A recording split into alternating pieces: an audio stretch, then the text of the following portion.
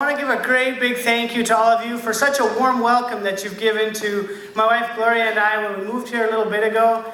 It was so wonderful. It was when we were in the movie theater, and I remember, so I actually drove by it the first time. I thought, well, that can't be it.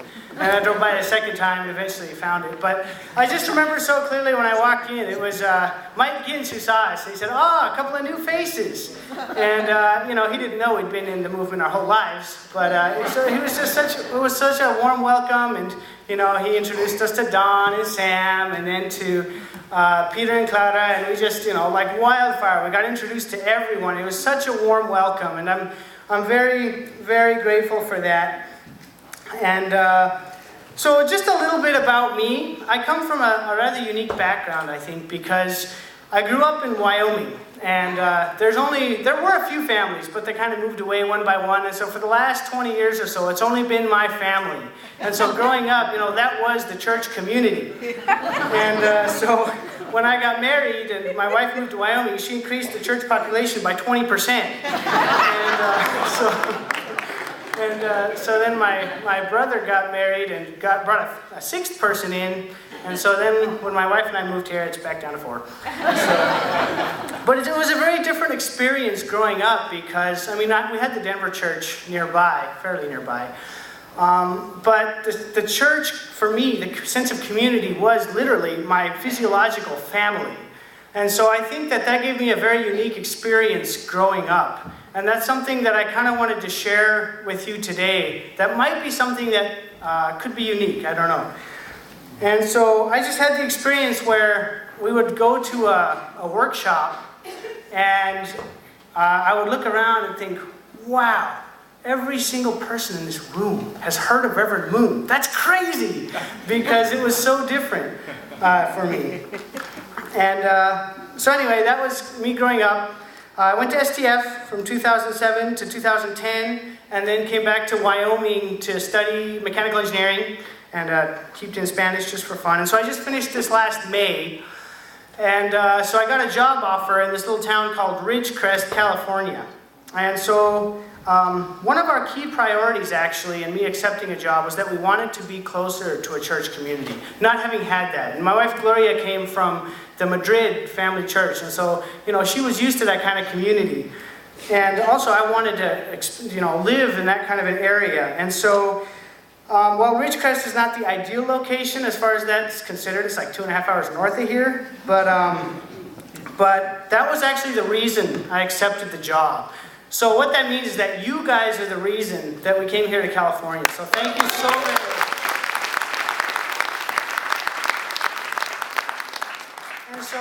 And that brings me to my topic. Why is that so important to me and to Gloria? And it's because God's kingdom is built right here, right? It starts within me, and it starts within my family. But it has to build from there. It has to grow. And the next step is then our church community. And so I could never go beyond that next step in Wyoming, because I would try to reach out, I would try to share the good news, but it was so difficult without a support community there. And so that's something that's so valuable here. And that brings me to the 2 points that I want to mention today, the two takeaways that I would like to be able to share. And the first one is the one that I just mentioned, that this is where the magic happens, in our relationships with each other and building our own community up, and then being able to invite new people into it. And then the second point I want to share is that God works in incredible ways, and I'm sure all of us have seen that. Even just give him an inch and he'll take a mile. He will go so far if we can just give him that inch. Amen. Amen. And so that brings me to a question then. Why is it that we are here? Why do we come to this particular building every Sunday? Because it's easy. The human being is amazing at adapting. We can go anywhere and adapt to anything. The downside to that is sometimes we forget what it was we were doing originally because we're so used to doing it. And so I pose that question. What is it, and I'm sure each of us has our own unique reason. Why is it that I come here every Sunday? And so I found this quote that I found to be very meaningful. and pertaining to that. And it's from The Way to Live for the Greater Good out of the Chung Sung Gyung. And it says, you should be loyal to your society, loyal to your church, and loyal to your family. What is the purpose of the church? It is where you shape and cultivate your character. You need the church because of the fall. Your family and society are not sufficient to perfect your character. You cannot perfect your character just the way you are. You may have gone to college, you may have even earned a doctoral degree, but it does not mean that your character is ideal. That is why you need the church. Through me, you need to establish a bond with the new parents and become their new children. Then you can begin your family anew, bring it under God's dominion, and advance toward a new world. In doing so, the church serves as your foothold. Otherwise, you cannot be successful.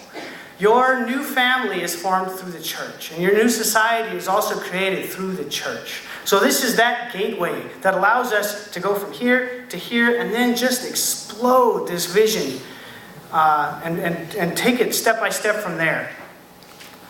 So, yeah, please never forget that God is working actively through each and every one of us to recreate that ideal that was lost. And with what Father and Mother Moon have shown us, we have everything we need. We have something very special here. And again, I think we get used to it. For me, growing up with it, it was, yeah, that's the day in and day out. That's the way life is. But actually, it's so special. And sometimes we forget, at least I forget, to appreciate that. And I was in a summer camp in Spain. After I studied there for a semester, I had the opportunity to go to the Europe International Young Persons Workshop there. And so there were people from all over Europe speaking different countries, and it happened to be near Madrid that year, so I was able to go. And because I'd been to STF, they said, would you like to be a team captain? And I was, well, I've never been to a European workshop before, but let's do it. And so, but it was such an incredible experience to see that, because I'd been to workshops here, and everybody speaks the same language. So mostly everyone speaks the same language, so it's not a big deal. But there, of course, English is, conveniently for me, the language of use, because there are so many different languages going around. And so it turns out that on my team, there was a young man, Michael, from Poland. And he was a little bit quiet, he was a little reserved, had a little more trouble finding it. I think Poland is like the Wyoming of Europe in that sense, I don't know. Because I could see myself in him when he was kind of wandering around and he'd talk with people. And so as a captain, we sit down, we talk, how are things going, how's life? And so he'd say, oh, it's great being here, but I don't understand a whole lot of the lectures and it's kind of hard to talk with people. Not 2 days later, we were at our closing meeting, and even though he couldn't really communicate with people so much, he told me, you know what, I don't want to go home. This is so amazing that I just want to stay here. And so, and I was like, wow, it's so true. And I could totally relate with that, having grown up away from a community. Because even not being able to communicate, there was a spirit and culture there that was just captivating. And so, we have it within us. It's already there. And so we can cultivate it, nurture it, and just let it grow. On the flip side, when I was in Wyoming, I don't remember if I was visiting from STF one summer or maybe I was finished. But in any case, I saw a young man who was in high school, and he reminded me so very much of myself when I was in school. He was certainly not in the high echelons of popularity. A little bit big around the middle, but a wonderful heart, and he just loved, like if he could make someone smile, I'm sure it would make his day. Because that's how I was, at least in school. I never really knew how to relate with the people around me so well. Yeah, I don't get why you think that's so cool. But anyway, this young man just had such a good heart, and he just reminded me so much of myself. A good kid, maybe slightly nerdy. But anyway, my mom also works in the high school. And so one day we were just driving up to Walmart, and we happened to see him walking back with some bags. And Walmart in Laramie is like way up on a hill, way out of town. So he stopped and said, oh, would you like a ride home? And he said, oh no, I love walking, and I'm actually going to work on my way, so I prefer to walk. And oh, you sure? It's Wyoming gets pretty cold. And he said, no, that's quite all right. Cheery as ever. And so we said, okay, and we went on our way. A couple of weeks later, school was canceled that day, but my mom was called in for a special meeting. and she went to school, and she came home that day. And she said that man had taken his own life. And I thought, what could possibly make such a good-hearted person not want to live the last 70 years of his life? And it just hit me like a bombshell, because I saw so much of myself in him when I was in school. So what was that key difference? And I don't know what his family life was like at home, but for as good a person and as kind as he was, it can't have been that bad. But I guess he didn't have, when I was growing up, I had that vision that we're building God's kingdom, that this world is getting better with every passing year because we're making it better. And that gave me so much drive. And I guess he didn't have that.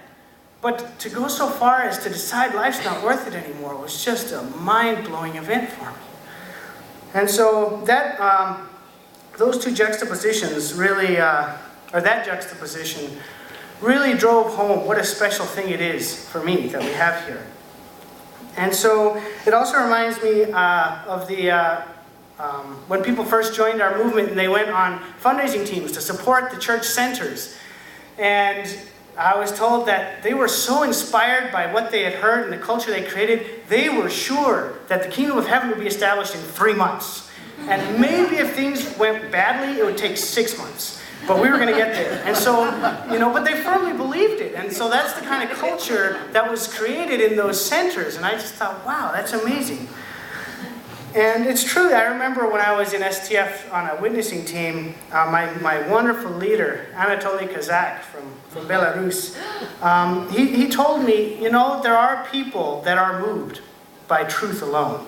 There are a few out there.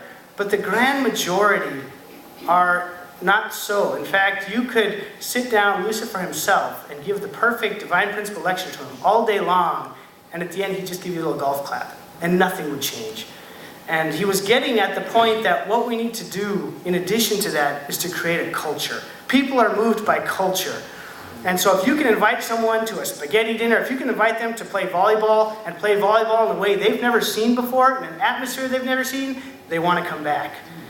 And so that's, again, that comes back to the community, right? That's where we move beyond the family and we move to the community. And I can see so much when Father Moon says the family is the school of love. We have these difficulties growing up. And of course, when we go to the community level, it goes to a whole new level, right? So when I got married and my wife came to live with me in Wyoming, yeah, there was the Spain to America culture shock. But so much bigger than that was the Love family versus Calvish family culture shock. Because it's true, every single family does things in a different way. And I thought, well, we're both unification families. We both have the same goals in life, the same ideals. This should be a piece of cake, right?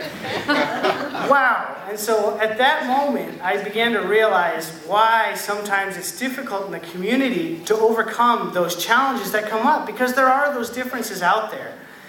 And of course, in a family, you're kind of pushed to overcome those challenges that come up because you live it out every single day.